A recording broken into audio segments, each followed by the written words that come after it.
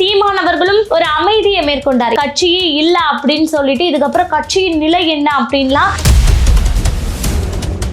கட்சியில் இருக்கக்கூடிய ஒரு நபர் ஏகலைவன் ஐயா அவர்களை இப்படி கொச்சையாக பேசுவது நிச்சயமாக கண்டனத்துக்குரியது அப்படின்னு தான் நம்ம சொல்லி ஆகணும். முத்துப்பாண்டி அவர்களும் நான் கட்சியிலிருந்து விலகுகிறேன் அப்படின்ட்டு ஐயா ஒரு விஷயத்தை சுட்டி காட்டி ஒரு வீடியோவை போடுறாரு. போட்ட பிறகு அடுத்தடுத்து கட்சியில இருந்து முக்கிய நபர்கள் விலகுகிறார்கள். யாரு எப்போ தாவைக்கால போய் சேருவாங்கன்னு தெரியாத அளவுக்கு கட்சிகள் உடைந்து கொண்டிருக்கு. நாம் தமிழருக்கு வாக்களியுங்கள், அப்படி இல்லைன்னா அதிமுகவுக்காவது வாக்களியுங்கள். ஏற்கனவே தமிழர்களுடன் பிரிவுகளை ஏற்படுத்தி தான் இந்த திராவிடர்கள் ஆட்சியை பிடித்தார்கள். மீண்டும் தமிழ் தேசியவாதிகளுக்குள் ஒரு பிரிவு அப்படின்றது. தமிழ் தேசியவாதிகளுக்கு துரோகம் செய்யறாரு சீமான் அவர்கள். இந்த இடைத்தேர்தலுக்காக பொது வேட்பாளருக்கான டீலிங் பேசுறாரு அப்படின்னா அவருக்கு மறைமுகமாக பேசவே தெரியாதா? கலங்கரை சொந்தங்களுக்கு அன்பு வணக்கம். கலங்கரை பார்வை நிகழ்ச்சிக்கு உங்களை வரவேற்பதில் மகிழ்ச்சி. இன்னைக்கு இந்த காணொலியில் நம்ம எதை பத்தி பார்க்க போறோம் அப்படின்னா, தமிழ் தேசியவாதிகள் மிகவும் எச்சரிக்கையாக இருங்கள் அப்படின்றத சுட்டி காட்டக்கூடிய ஒரு பதிவாக தான் இந்த பதிவு இருக்க போகுது அப்படின்னு தான் நம்ம பார்க்கணும். ஏன் அப்படின்னா, அதாவது ஒரு தேர்தல் முடிஞ்சது, கிட்டத்தட்ட 8.8% வாக்குகள் இருந்த நாம் தமிழர் கட்சி தற்போதைய தேர்தலில் வாக்கு சதவீதம் குறைந்து 4% இருக்கு. மீண்டும் ஒரு நல்வாய்ப்பு அப்படின்னே சொல்லலாம். அப்படிப்பட்ட ஒரு வாய்ப்பு இப்ப ஏற்பட்டு இருக்கு. கிட்டத்தட்ட 7 தொகுதிகள் இன்று வரை கன்ஃபார்ம் ஆயிருக்கு. இடைத்தேர்தல் மீண்டும் வருது அப்படின்னு. ஸோ சீமான் அவர்கள் சொல்லியிருக்காரு, தம்பிகள் தங்கைகள் எல்லாமே உடல் ரீதியாகவும் மன ரீதியாகவும் மிகவும் பலமாக இருங்க, அதே போல தேர்தலை நம்ம வீரியத்தோடு எதிர்கொள்ளலாம் அப்படின்ற மாதிரியான முக்கியமான வேலைகளை எல்லாமே பாத்தீங்கன்னா சீமான் அவர்கள் கட்சி சார்ந்து இப்படின்னு பல விஷயங்கள் போய்கொண்டு இருக்கு. அப்படி இருக்கும்போது தமிழ் தேசியவாதிகளிடையே இருக்கக்கூடிய இந்த கருத்து வேறுபாடு, அதாவது எப்படி உங்களுக்கு பாத்தீங்கன்னா ஒரு சீமான் அண்ணன் அவர்களை கிட்டத்தட்ட நீங்கள்லாம் பின்பற்றிட்டு வரீங்க அப்படின்னா குறைந்தது ஒரு 10 வருடமாவது நீங்க சீமான் அவர்களின் கூட ஒரு பயணம் பண்ணவர்களாக தான் இருப்பீங்க. ஏன்னா அந்த கட்சி அப்படின்னு நம்ம சொல்லும் போதே ஒரு வழியிலிருந்து பிறந்த கட்சி அப்படின்னு தான் நம்ம சொல்லக்கூடிய அந்த நிலை இருக்கு. ஏன்னா மீண்டும் மீண்டும் இந்த தமிழ் தேசிய அரசியல் அப்படின்னாலே தமிழர்களுக்கான அரசியலை நிலைநாட்டக்கூடிய ஒரு அரசியலாக தான் இருக்கு. அந்த ஒரு காலத்துல, அதாவது 2009 2010 அந்த காலகட்டத்துல தமிழ் தேசிய அரசியலை பேசும்போது ஆரம்பித்த போது கிட்டத்தட்ட ஒரு 10 வருடம் கூட வச்சுக்கோங்களேன், ஒரு 10 வருடங்களாக அந்த தமிழ் தேசிய அரசியலை பற்றி பேசும்போது கேட்பதற்கு கூட ஒரு 10 பேர் இருக்க மாட்டாங்க தெருமுனை கூட்டங்கள்ல. அந்த மாதிரியான ஒரு நிலை தான் தமிழ் தேசிய அரசியலுக்கு இருந்தது. குறிப்பாக சீமான் அவர்கள் என்னதான் ஒரு கட்சியினுடைய தலைமை பொறுப்பில் இருந்தாலும் ஒரு மிகப்பெரிய ஊடக வெளிச்சமோ இல்ல அந்த கட்சிக்கான ஒரு மிகப்பெரிய அளவில் அங்கீகாரமோ யாருமே கொடுத்தது கிடையாது. ஆனா சீமான் அவர்கள் மட்டுமே தமிழ் தேசிய அரசியல், அதாவது தலைவர் மேதகு அவர்கள் அப்படின்றவர்களை முன்னிறுத்தி செய்த அரசியல், அந்த ஈழ மக்களினுடைய வழிகளை மக்கள் மத்தியில கொண்டு போய் கடத்தி பல மேடைகள் பல கூட்டங்கள் அப்படின்னு பேசி தூங்கிக் கொண்டிருக்கக்கூடிய தமிழ் மக்களை தட்டி எழுப்பிய அந்த ஒரு மிகப்பெரிய பொறுப்பு பாத்தீங்கன்னா திரு சீமான் அவர்களை தான் சேரும். ஏன்னா உடன் பாத்தீங்கன்னா நம்முடைய ஒரு வழிகாட்டியாக பார்த்த திருமாவர்கள், வைகோ அவர்கள் எல்லாமே பாத்தீங்கன்னா தமிழ் தேசிய அரசியலை விட்டு அப்படியே திராவிட அரசியலுக்கு பதவிக்காகவும் பணத்துக்காகவும் மாறினார்கள். இப்படி பல வாய்ப்புகள் பல தேர்தல்கள்ல கூட்டணி வச்சுக்கலாம் அப்படின்ற மாதிரி சீமானவர்களே வெளிப்படையா சொல்லியிருக்காரு. கிட்டத்தட்ட எனக்கு 2000 கோடிக்கு மேலாம் பாத்தீங்கன்னா என்னிடம் பேரம் பேசப்பட்டது அப்படின்லாம். ஸோ இப்படியெல்லாம் ஒரு வாய்ப்புகள் கிடைத்தாலும் தன்னை ஜெயிச்சு நம்ம ஒரு பதவிக்கு போயிட்டோம் அப்படின்ற மாதிரியான ஒரு எண்ணமோ அந்த மாதிரியான ஒரு முனைப்போ அப்படியெல்லாம் இல்லாமல் தமிழ் தேசியவாதிகளை இந்த திராவிட கட்சிகளிடம் கொண்டு போய் அடமானம் வைக்காமல் கொண்ட கொள்கையில உறுதியாக இருந்த ஒரு தலைவராக தான் இன்று வரை சீமான் அவர்கள் மக்கள் மத்தியில உலா கொண்டிருக்கிறார். குறிப்பாக இந்த தேர்தலுக்கு பிறகு ஒரு மிகப்பெரிய சோர்வு தமிழ் தேசியவாதிகள் மத்தியில ஏற்பட்டது. ஏன்னா நம்ம வெற்றி பெறலாம் அப்படின்னா கூட குறிப்பாக கிராஜுவலா நம்மளுடைய வாக்கு சதவீதம் உயர்ந்துகிட்டே வந்தது. ஆனா விஜயின் வருகைக்கு பிறகு நம்மளுடைய வாக்கு சதவீதம் 4 குறைஞ்சிடுச்சே, பாதியாக குறைஞ்சிடுச்சே அப்படின்ற ஒரு மிகப்பெரிய ஆதங்கம், வலி இதெல்லாம் இதெல்லாம் வந்து அதிகமாக தமிழ் தேசியவாதிகள் மத்தியில இருந்தது. அதன் பிறகு சீமானவர்களும் ஒரு அமைதியை மேற்கொண்டார். என்ன பேசுவார் அப்படின்னு எந்த ஒரு எதிர்பார்ப்புமே இல்லாம கட்சியே இல்லை அப்படின்னு சொல்லிட்டு இதுக்கப்புறம் கட்சியின் நிலை என்ன அப்படின்லாம் பல பேர் வீடியோக்கள்லாம் போட ஆரம்பிச்சாங்க. ஸோ அதன் பிறகு சீமானவர்கள் அந்த மே 18 பேசி அந்த விடயங்கள், தமிழ் தேசியவாதிகளுக்கு அவர் கொடுத்த அந்த ஊக்கம், தம்பி தங்கைகளை தட்டி எழுப்பிய அந்த விதம் எல்லாமே வந்து பாத்தீங்கன்னா ஒரு மிகப்பெரிய பேசு பொருளா ஆச்சு. இப்படி சீமானவர்கள் தம்பிகளையும் தங்கைகளையும் அரவணைத்து தமிழ் தேசிய அரசியலை மண்ணில் நிலைநாட்டக்கூடிய ஒரே ஒரு தலைவராக, நான் இந்த வார்த்தையை கண்டிப்பா அழுத்தமாக சுட்டி காட்டணும், ஒரே ஒரு தலைவராக தமிழகத்தில் வரக்கூடிய ஒரு தலைவர் அப்படின்னா நிச்சயமாக அது சீமான் தான். ஸோ அப்படி இருக்கும்போது ஒரு இறப்பாக இருக்கட்டும், இல்லை வந்து ஒரு திருமண நிகழ்ச்சியாக இருக்கட்டும், அப்படி போகும்போது பல தலைவர்கள் ஒன்றை ஒருவர் சந்தித்து கொள்வது அப்படின்றது ஒரு இயல்பான விஷயம்தான். இதே வந்து சீமானவர்கள் வந்து 10 வருஷத்துக்கு முன்னாடி ஒரு நிகழ்ச்சிக்கு போறாரு, அங்க வந்து பாத்தீங்கன்னா இந்த மாதிரி திமுகவை சேர்ந்தவர்கள் அதிமுகவை சேர்ந்த பெரிய தலைவர்கள்லாம் இருக்கிறாங்க அப்படின்னா பெரிய அளவுல சீமானவர்களை இந்த அளவுக்கு அரவணைத்து கைப்பிடித்து பக்கத்துல உட்கார வச்சு பேசுவாங்களா அப்படின்னு கேட்டா அதெல்லாம் நடந்தது கிடையாது.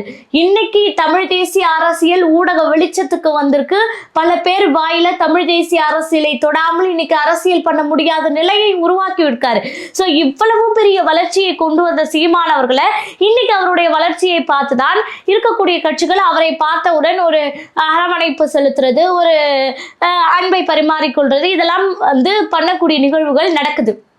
நான் என்ன கேட்கிறேன் அப்படின்னா, குறிப்பாக ஒரு தனிப்பட்ட ஒரு நபராகவே நம்ம பேசலாம். இதுல யாருடைய கருத்தும் இதுல வந்து பேச வேண்டிய அவசியம் இல்லை. ஒரு தனிப்பட்ட நபராக என்னுடைய குடும்பம் எடுத்துக்கிட்டாலே, நான் வந்து ஒரு தமிழ் தேசிய அரசியலுக்கு ஆதரவு தெரிவிக்கிறேன்னா என் உடன் இருக்கக்கூடிய அத்தனை குடும்பத்துல இருக்கக்கூடிய ஒரு நபர் கூட மற்ற கட்சிக்கு ஆதரவு கிடையாது அப்படின்னு என்னால 100% சொல்ல முடியாது. ஏன்னா மாற்று கட்சியை ஆதரிக்கக்கூடியவர்களும் என்னுடைய குடும்பத்திலும் இருக்கிறாங்க. அதனால நான் வந்து அவங்க மேல வன்மத்தை வச்சுக்கிட்டு நேர்ல பார்த்தா கூட இவங்க கிட்ட பேசக்கூடாது, நம்ம ஒரு தமிழ் தேசியவாதி அப்படின்னு சொல்லி நான் மூஞ்ச திருப்பிக்கிட்டு போனேன்னா என்னால நான் வாழக்கூடிய குடும்பத்துல நிம்மதியாக வாழ முடியுமா? நிச்சயமா முடியாது. ஏன்னா அரசியல் வேறு, சாதாரணமாக குடும்ப நிகழ்வுகள், ஒருவரை ஒருவர் சந்தித்தல் அப்படின்றது வேறு. இதே போலதான் என் நண்பர்கள் மத்தியிலும் அவர்களும் பல கட்சிகளை சேர்ந்தவர்களாக இருக்கிறாங்க. ஸோ அவ வேற கட்சியை சேர்ந்தவன் அப்படின்றதால மட்டுமே என் நண்பர் கூட நான் வந்து சண்டை இட்டுக்கிட்டு பேசாம இருக்க முடியுமா அப்படின்னு கேட்டா நிச்சயமா அதெல்லாம் வந்து ஒரு தவறான ஒரு விஷயம்தான். ஸோ அப்படி இருக்கும் போது ஒரு அரசியல் மாண்பு அப்படின்ற ஒரு விதத்துல ஒரு தலைவர் இன்னொரு தலைவரை பார்த்து சந்தித்துக் கொள்கிறார்கள் அப்படின்னா அதை ஒரு விமர்சனமாக ஆக்குவது, குறிப்பாக அதை மாற்று கட்சியின் செஞ்சா பரவாயில்ல, தமிழ் தேசியவாதிகளே அதை விமர்சனமாக ஆக்குவது அப்படின்றது எந்த விதத்தில் நியாயம்? நாமே நம்மை தெரியாமல், அதாவது அறிவுரை கூறுகிறோம் என்ற பெயரில் நம்ம செய்யறது என்ன அப்படின்னா ஒரு கட்சியினுடைய அந்த மதிப்பை நம்மளே வந்து குறைத்து கொண்டிருக்கிறோம் அப்படின்னு தான் நம்ம பார்க்கணும். அதாவது ஒரு மூத்த பத்திரிகையாளர், பல நேரங்கள்ல நாம் தமிழர் கட்சியினுடைய வளர்ச்சிக்கு பாடுபட்டவர், உறுதுணையாக இருந்தவர், அவர் ஏகலைவன் ஐயா அவர்கள், அவர் வந்து ஒரு விஷயத்தை சுட்டிக்காட்டி வீடியோ வெளியிட்டிருக்கிறார். எப்படி மாண்பு என்ற பெயர்ல இனத்துக்காக துரோகம் செய்த துரோகிகளுடன் நீங்க வந்து இப்படி இருக்கலாம் அப்படின்னு கொஞ்சம் கடுமையாக கோபத்தில் வந்து வார்த்தைகளை உபயோகப்படுத்திருக்கலாம். இப்போ நான் வந்து எனக்கு வந்து ஒரு விஷயம் பிடிக்கல, இது வந்து தவறாக சீமான் அவர்களை சித்தரித்து விடுவார்கள் அப்படின்னா என்னால நேரடியாக சீமான் அண்ணா அவர்களை சந்திக்க முடியுமானா கொஞ்சம் சிக்கல் தான். ஆனா அவரை போன்ற மூத்த பத்திரிகையாளர்கள், சீமான் அவர்களோடு நெருக்கமானவர்கள்லாம் வந்து நிச்சயமாக அவர்களை சந்திக்கலாம். அல்லது நேர்ல சந்திக்க முடியலன்னா கூட தொலைபேசி இருக்கு, எங்க இருந்தாலும் ஒரு போன் போட்டு பேசி இருந்திருக்கலாம், இல்ல தனிப்பட்டு ஒரு குரல் செய்தி பதிவு பண்ணி இருந்திருக்கலாம். ஸோ வந்து சொல்லி இருந்திருக்கலாம். இதையெல்லாம் சொல்லும் போது ஒரு மூத்த பத்திரிகையாளர் சொல்கிறார் அப்படின்னா அதற்கு அவர் வந்து தகுந்த பதிலை கொடுக்கல அப்படின்னா கூட அதை ஒரு ஆலோசனையாக கேட்டு வச்சிருப்பார் இல்லையா? அதை விட்டுட்டு திரு ஏகலைவன் ஐயா அவர்கள் ஒரு வீடியோவை பதிவிட்டிருக்கிறார் அப்படின்னும் போது அந்த வீடியோவை பார்த்து பல பேர் வந்து ஆதரித்தும் வந்து கமெண்ட் பண்றாங்க, பல பேர் எதிர்த்தும் வந்து கமெண்ட் பண்றாங்க. இதையும் தாண்டி கட்சியில் இருக்கக்கூடிய அந்த நபரினுடைய பெயர் குறிப்பிட நான் விரும்பல, ஆனா கட்சியில் இருக்கக்கூடிய ஒரு நபர் ஆபாசமாக அந்த மூத்த பத்திரிகையாளரை வந்து கொச்சையாக அவமானப்படுத்தி திட்டுவது என்பது தமிழ் தேசியவாதிகளுக்கு இது வந்து அழகே கிடையாது. இதனாலதான் சொல்றேன், தமிழ் தேசியவாதிகள் எச்சரிக்கை எச்சரிக்கையாக இருங்க அப்படின்னு சொல்லிட்டு. ஏன்னா சீமானவர்கள் நமக்கு கற்பித்த அரசியல் அப்படின்றது வந்து பாத்தீங்கன்னா தமிழ் தேசிய அரசியல், வழியிலிருந்து பிறந்த அரசியல், மக்களுக்கான அரசியல், தமிழ் மண்ணுக்கான அரசியல், தமிழ் மக்களுக்கான அரசியல். ஸோ இதை நிலைநாட்டுவதுதான் நம்மளுடைய வந்து வேலையை தவிர ஆபாச பேச்சை நம்ம கையில் எடுத்தோம்னா அப்போ மற்ற கட்சிக்கும் தமிழ் தேசியவாதிகளுக்கும் வித்தியாசமே இல்லாமல் போயிடும். இப்போ சமீபத்தில் நடந்த சமூக ஊடக ஆளுமைகளுடன் சந்தித்த போது கூட சீமானவர்கள் ஆபாச வார்த்தைகளை யாரையுமே பயன்படுத்தி பேசக்கூடாது என்ற ஒரு அன்பு கட்டளையை விதித்தார். ஸோ அப்படி இருக்கும்போது கட்சியில் இருக்கக்கூடிய ஒரு நபர் ஏகலைவன் ஐயா அவர்களை இப்படி கொச்சையாக பேசுவது நிச்சயமாக கண்டனத்துக்குரியது அப்படின்னு தான் நம்ம சொல்லி ஆகணும். ஸோ வந்து ஐயா அவர்கள் இப்படி ஒரு மூத்த பத்திரிகையாளராக இருந்து கொண்டு ஒரு வீடியோ வெளியிடுறாரு. இதன் பிறகு வந்து பாத்தீங்கன்னா கட்சியில நடக்கக்கூடிய விஷயம், அதாவது அவர்களும் நம்முடன் பயணித்த அண்ணன்கள் தான். சீமான் அவர்கள் எப்படி அண்ணனோ அதே போல இவர்களும் அண்ணன் தான். திரு களஞ்சியம் அண்ணன் அவர்கள் வந்து ஒரு பதிவை இட்டிருக்கிறார். என்னன்னா, எல்லாவற்றையும் பொறுத்து கொண்டு புகழும் போது மட்டும் நாம் நல்லவர்களாக தெரிகிறோம், பிழைகளை சுட்டி காட்டும் போது கெட்டவர்கள் ஆகி விடுகிறோம் அப்படின்னு சொல்லி ஒரு பதிவை ஒண்ணு போட்டிருக்காரு. ஸோ அவருடைய வழியா அவர் வந்து வெளிப்படுத்தி இருக்கிறாரு. அதே போல நம்முடைய மாநில ஒருங்கிணைப்பாளர் முத்துப்பாண்டி அவர்களும் நான் கட்சியிலிருந்து விலகுகிறேன் அப்படின்ட்டு அதிகாரப்பூர்வமாக அறிவிப்பை வெளியிட்டிருக்கிறாரு. ஆனா என்னைக்குமே சீமான் அண்ணனினுடைய தம்பியாக நான் இருப்பேன் அப்படின்னு சொல்லி ஒரு கருத்தை பதிவு பண்ணியிருக்காரு. அதாவது ஐயா ஒரு விஷயத்தை சுட்டி காட்டி ஒரு வீடியோவை போடுறாரு. போட்ட பிறகு அடுத்தடுத்து கட்சியில இருந்து முக்கிய நபர்கள் விலகுகிறார்கள். ஸோ இதெல்லாம் பார்க்கும்போது என்னன்னா, கட்சி வந்து இடைத்தேர்தலை நோக்கி வீரியமாக பயணம் கொள்ள வேண்டிய இந்த நேரத்துல தேவையில்லாத இந்த விவாதங்கள், விமர்சனங்கள் இதையெல்லாம் வந்து பேசி ஒரு சர்ச்சையாக்குவது அப்படின்றது தமிழ் தேசிய அரசியலுக்கு நல்ல ஒரு எதிர்காலத்தை கொடுக்காது அப்படின்றது தான் நம்ம பார்க்க வேண்டியதா இருக்கு. ஏன்னா வந்து இப்போ குதிரை பேரம் நடக்குது. இந்த கட்சி ஆளும் கட்சி தான் குதிரை பேரம் பண்ணுது அப்படின்னு பார்த்தா எதிர்கட்சி பண்ணுது, அதிமுக காணாம போயிடுச்சு இப்படின்னு எல்லா கட்சிகள் மத்தியில இருந்தும் யாரு எப்போ தாவைக்கால போய் சேருவாங்கன்னு தெரியாத அளவுக்கு கட்சிகள் உடைந்து கொண்டிருக்கு. அப்போ நாம் தமிழர் கட்சியிலிருந்து போய் யாருமே வந்து தாவைக்கால சேர்ந்தாங்க அப்படின்ற எந்த ஒரு நியூஸுமே நம்ம பார்க்கல. அப்போ கட்சியினுடைய உறுதித்தன்மை எப்படி இருக்கு, தமிழ் தேசியவாதிகளினுடைய அரசியல் உறுதி எப்படி இருக்கு அப்படின்றத நம்ம வந்து பெருமைப்பட்டு கொள்ளக்கூடிய இந்த நேரத்துல வந்து சீமான் அவர்களை நம்ம இத்தனை வருடமாக தொடர்ந்து பின்பற்றி வருகிறோம். அவருடைய அரசியலை நுண்ணிப்பாக கவனித்து வரக்கூடிய நாம வந்து இப்படி ஒரு குழப்பத்தில் வந்து சிக்கிக்கொள்வது அப்படின்றது கட்சி சார்ந்தும் தமிழ் தேசிய அரசியல் சார்ந்தும் ஒரு மிகப்பெரிய ஒரு பின்னடைவை தந்துவிடும் அப்படின்றத நம்ம வந்து உறுதியாக மனதில் கொள்ள வேண்டும். இன்னொரு விஷயம் என்ன அப்படின்னா, திரு ஏகலைவன் ஐயா அவர்கள் தேர்தல் அன்று ஒரு ட்விட் ஒன்று போட்டாரு. அந்த ட்விட்டை வந்து என்னிடம் இப்போது அந்த ட்விட் இல்லை. ஆனா வந்து அந்த ட்விட்ல என்ன இருந்தது அப்படின்னு பாத்தீங்கன்னா, நீங்க வந்து நிச்சயமாக நாம் தமிழர் கட்சிக்கு வாக்களியுங்கள், அதே அப்படி இல்லைன்னா அதிமுகவுக்கு கூட வாக்களியுங்கள், ஆனால் திமுகவுக்கு ஒருபோதும் வாக்களிக்க கூடாது, திமுகவை ஒழித்தே ஆக வேண்டும் அப்படின்ற மாதிரியான ஒரு ட்விட் ஒன்று போட்டிருந்தாரு. அதுவே வந்து பாத்தீங்கன்னா அந்த தேர்தல் நேரத்தில் பல பேர்ல ஒரு மத்தியில ஒரு பேசு பொருளாச்சு. என்ன அப்படின்னா, நான் தமிழ் தேசிய அரசியலை முன்னெடுத்து பேசுகிறேன் அப்படின்னா என்னுடைய ஆதரவு யாருக்கா இருக்கணும், சீமானவர்களுக்கு வாக்களியுங்கள் அப்படின்னு நான் கேட்டுறது சரியான 100% சரியான ஒரு விஷயம். ஆனா அந்த இடத்தில் ஐயா அவர்கள் 2 சாய்ஸ் வச்சிருந்தாரு.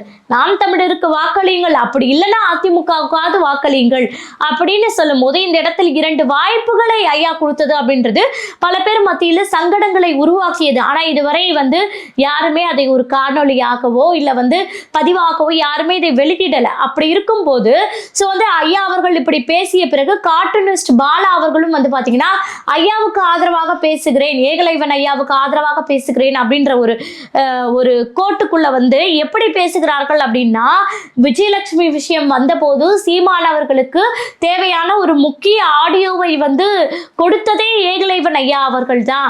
சோ வந்து அப்படிப்பட்ட ஏகலைவன் ஐயா அவர்கள் இன்னைக்கு ஒரு விஷயத்தை சுட்டி காட்டுறாரு அப்படின்னா அதற்கு எதிர்ப்புகள் வருது அப்படின்னு சொல்லி இப்படி தேவையில்லாத விமர்சனங்களை மாற்று கட்சியினர் செய்யறாங்க அப்படின்னா அதையே நம்ம வேடிக்கை பார்க்க கூடாது, அதற்கு நம்ம பதிலடி கொடுக்கணும்ன்றது நம்முடைய அரசியலை நோக்கிய ஒரு பயணமாக இருக்கு. அப்படி இருக்கும்போது கட்சிக்குள்ள இருக்கக்கூடிய தமிழ் தேசியவாதிகளே இப்படி வந்து தேவையில்லாத விமர்சனங்களை எடுத்து நாமே ஒரு உதாரணம் என்ற பெயரில் முன்வைப்பது அப்படின்றதெல்லாம் வந்து பாத்தீங்கன்னா ஒரு நல்ல ஒரு அரசியலா அப்படின்னு கேட்டா நிச்சயமாக அது இருக்காது. ஏன்னா வந்து பல பேர் வந்து தியாகப்பட்டிருக்காங்க இந்த கட்சிக்காக, தங்களுடைய குடும்பத்தை எல்லாம் தாண்டி கட்சிக்காக உழைத்திருக்காங்க அப்படின்றதெல்லாம் வந்து ஒரு உதாரணமாக ஐயா அவர்கள் எடுத்து காட்டியிருக்காரு.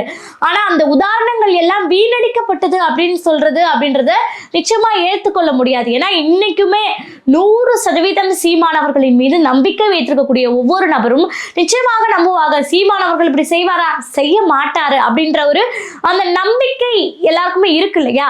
அதை தாண்டி இவர்கள் இதை சொல்றாங்க, இதை பேசுகிறார்கள் அப்படின்ற ஒரு ஒற்றை போர்வையில இதுதான் நடந்திருக்கோ, இது நடக்கலாம், இப்படிதான் பண்றாரோ அப்படின்ற மாதிரியான ஒரு தேவையில்லாத ஒரு குழப்பங்களையும் இந்த மாதிரி தேவையில்லாத ஒரு விமர்சனங்களையும் எடுத்து பேசுவது அப்படின்றது நிச்சயமாக அழகானதாக இருக்காது அப்படின்னு நம்ம பார்க்க வேண்டியதாக இருக்கு.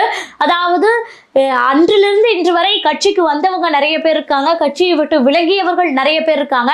யார் வந்தாலும் சரி, யார் போனாலும் சரி, தமிழ் தேசிய அரசியலை எப்படி மேம்படுத்தி ஆட்சியை பிடிப்பது என்பதை தான் மையமாக கொண்டு நம்ம வந்து செயல்படணும். ஏன்னா வந்து உதாரணத்துக்கு இப்ப சீமானவர்கள் ஆட்சியை பிடித்து முதல்வர் ஆயிட்டாரு அப்படின்னா நமக்கு பாஜக எதிரி அப்படின்னு நம்ம பேசியிருக்கோம். அப்போ பாஜகவுடன் சீமானவர்கள் பேசினாருன்னா பெட்டி வாங்கிட்டாரு, அடுத்த தேர்தலில் பாஜகவுடன் கூட்டணி வச்சுக்க போறாரு அப்படின்னு சொன்னா அது அழகாக இருக்குமா? இதே சீமானவர்கள் முதல்வராக இருக்கிறார் அப்படின்னா எதிர்கட்சியாக அமர்ந்திருக்கக்கூடிய டிவிகே அவர்களுடன் ஏதோ ஒரு விவாதமோ இல்ல அவர்களை தனிப்பட்ட ஏதோ ஒரு முறையில சந்திக்கணும்னு அவங்க வந்தா சந்திச்சாலும் உடனே அவங்க 2 பேருக்குள்ள அடுத்து கூட்டணி வரப்போகுது, சோ வந்து இவங்க தமிழ் தேசிய அரசியல் பாதைக்குள்ள தாவேக்கா வரப்போகுது அப்படின்னு எடுத்துக்கட்டி பேசினா இது வந்து நல்ல அரசியலா அப்படின்றத நிச்சயமா சிந்தித்து பார்க்கணும். ஏன்னா வந்து வாய் இருக்குன்னு விஜய் சொன்னார்ல, இன்னைக்கு வாய் இருக்குன்னு என்ன வேணா பேசிடலாமா அப்படின்றத தாண்டி என்ன பேசுகிறோம், அதுக்காக என்ன பலன் கிடைக்க போகுது அப்படின்றதான் மையமாக வச்சு பேசணும். ஸோ வந்து ஒரு இது அரசியல் மாண்பு என்று சீமானவர்கள் சொல்றாரு. அதையும் தாண்டி நம்ம பிடிக்காதவங்களை நேர்ல பார்த்தாலும், யார் நம்ம வீட்டு வாசப்படி வந்தாலும், எதிரிகளாக இருந்தாலும் உள்ள வாங்கன்னு சொல்லி கூப்பிடுறது எப்படி ஒரு மரியாதையோ, அதே போல பல கட்சி தலைவர்களை பல பேரை பார்த்தாலும் அவர்களுடன் பேசுவது அப்படின்றதெல்லாம் வந்து பாத்தீங்கன்னா ஒரு சர்ச்சை அப்படின்னு சொல்றது மிகப்பெரிய தவறுன்னு தான் நான் பார்க்கிறேன். ஏன்னா வந்து இப்போ உண்மையாகவே இப்ப எல்லாருமே சொல்றது போல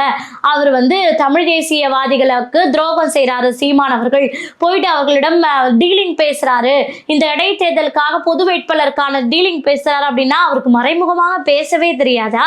மறைமுகமா சந்திச்சு அந்த டீலிங்கை ஏற்படுத்திக்க தெரியாதா? ஸோ எப்படியோ வாய்ப்புகள்லாம் நிறைய இருக்கு. அப்படி இருக்கும்போது பொதுமக்கள் மத்தியில பொது வழியில தான் பேசி ஆகணும் அப்படின்ற ஒரு கட்டாயம் கிடையாது. நீங்க அந்த விஷயத்தை, அந்த நிகழ்வையே நீங்க சுட்டி காட்டி நல்லா இன்னும் ஒரு இந்த வீடியோ பார்த்துட்டு ஒரு 10 முறை போய் அந்த நிகழ்வை பாருங்க. சீமான் அவர்களிடம் வந்து உதயநிதி அவர்கள் தான் வந்து பேசுவாரு, அன்பாக கையை பிடிச்சு அழைச்சிட்டு போவாரு, அந்த நேரத்துல கையை உதறி விட்டுட்டு நான் போறேன் அப்படின்னு சொல்றதெல்லாம் வந்து இது வந்து ஒரு சாதாரணமா ஒரு இயல்பாக நம்ம அதை செய்வோமா அப்படின்ற இடத்துல உங்களை நீங்க பொருத்தி பார்த்தீங்கன்னா நிச்சயமா இதை வந்து உணர முடியும். அதே போல வந்து பாத்தீங்கன்னா உதயநிதிக்கு கூட வந்த எம்எல்ஏ அவர்களுக்கெல்லாம் வந்து பாத்தீங்கன்னா சால்வை போத்தி அந்த திருமண வீட்டார் மரியாதை செய்யறாங்க. அப்ப சீமான் அவர்களுக்கு வந்து அவங்களுக்குலாம் போத்திய பிறகு வந்து போத்துறாரு. ஆனா சீமான் அவர்கள் அதை மறுக்கிறாரு, வேண்டாம் எனக்கு வேண்டாம் அப்படின்னு சொல்றாரு. அதையும் தாண்டி அவங்க அன்பா வந்து போத்தும் போது அதுக்குன்னு எனக்கு நான் அந்த கலாச்சாரத்தை ஒழிச்சேன், சால்வை போத்துறது மாலை அணிவிக்கிற கலாச்சாரத்தை ஒழிச்சேன், உன் சால்வை வேணான்னு தூக்கி அவங்க மூஞ்சில எரிஞ்சிருந்தா அது சரின்னு சொல்லி நீங்க பேசியிருப்பீங்களா? நிச்சயமா அது கிடையாது இல்லையா? அவங்களுடைய மனம் புண்படக்கூடாது அப்படின்றதுக்காக அந்த சால்வை அவர் வாங்கிக்கிட்டாரு அப்படின்னும் போது ஸோ அதே போலதான் இந்த நிகழ்வும். அவர் வந்து பேசுறாரு, கை கொழுக்கிறாரு, பக்கத்துல உட்கார வைக்கிறாரு அப்படின்னா அது அந்த மேடை நாகரிகம், அவ்வளவுதானே தவிர அதை தாண்டி அவர்கள் டீலிங் அரசியல் செய்தால் இப்படிதான் வெளிப்படையாக செய்ய வேண்டும் என்ற அவசியம் இல்லை. தனிப்பட்டு எப்படியெல்லாம் சந்தித்து டீலிங் அரசியல் செய்ய முடியுமோ என்னைக்கோ செய்து 2000 கோடி எல்லாம் வாங்கிக்கிட்டு எப்பயோ அவர் எம்எல்ஏ ஆயிருப்பாரு, இந்நேரத்துக்கு எதிர்கட்சி தலைவராக அந்த இருக்கையில் அமர்ந்து கொண்டு இந்த தமிழகத்துல ஆட்சி செஞ்சிருப்பாரு அப்படின்றதையும் இந்த விமர்சனம் செய்கிற யாரும் மறந்து விடக்கூடாது. ஸோ யாரெல்லாம் வந்து இந்த குழப்பத்தை தாண்டி எனக்கு இந்த தமிழ் தேசிய அரசியல் மீதும் சீமானவர்கள் மீதும் 100% நம்பிக்கை இருக்குன்னு நினைக்கிறீங்களோ அவங்கெல்லாம் இந்த குழப்பத்தை தூக்கி வைத்து விட்டு இடைத்தேர்தலில் நாம் தமிழர் கட்சி எப்படி ஜெயிக்க போகுது, அவங்களுடைய கொள்கைகள் கோட்பாடுகள், அவங்களுடைய மாற்று அரசியல் மாற்று சித்தாந்தம் இதையெல்லாம் எப்படி மக்கள் மத்தியில கொண்டு போய் சேர்க்க போறோம் அப்படின்ற அந்த பயணத்தை நோக்கி பயணிக்க தொடங்குங்கள் அப்படின்றதுதான் நம்முடைய ஒரு முக்கிய கோரிக்கையாக இருக்கு. அதாவது தலைமைக்கு அறிவுரை சொல்லக்கூடிய இடத்தில் யாருமே கிடையாது. தலைமைக்கு தெரியும் எது நல்லது எது கெட்டது அப்படின்றது. விமர்சனங்கள் அதிகமாக வரதான் செய்யும். அதுக்காக அதையே தூக்கி பிடிச்சுக்கிட்டு இருந்தோம்னா அடுத்தடுத்த நிகழ்வுகள் நம்மளால செய்ய முடியாது அப்படின்றது தான் ஒரு உண்மையான விஷயம். குறிப்பாக இந்த நிகழ்வு நடந்த பிறகு திமுகவே இந்த விஷயத்தை பெரிதுபடுத்தவில்லை. ஆனால் நாம் தமிழர் கட்சி தங்களையே அறியாமல், கட்சி சொல்லவில்லை, அதாவது கட்சியை சார்ந்த தமிழ் தேசியவாதிகள் தங்களையே அறியாமல் ஒரு வேகத்தில் இதை விமர்சனங்களை பெரிதுபடுத்தி கட்சியின் நலனை கெடுக்கிறார்கள் அப்படின்றது தான் நிதர்சனமான, அதாவது 100% உண்மை அப்படின்னே சொல்லலாம். ஸோ அதையெல்லாம் கடந்து இடைத்தேர்தலுக்கான அரசியலை நோக்கி பயணிக்கணும் அப்படின்றது தான். என்னைக்குமே ஒற்றுமையாக இருங்கள். ஏற்கனவே தமிழர்களுடன் பிரிவுகளை ஏற்படுத்தித்தான் இந்த திராவிடர்கள் ஆட்சியை பிடித்தார்கள். மீண்டும் தமிழ் தேசியவாதிகளுக்குள் ஒரு பிரிவு அப்படின்றது இது தமிழக மக்களின் நலனுக்கு நல்லதல்ல என்பதை அனைவரும் உணரணும். தொடர்ந்து பேசுவோம். நன்றி.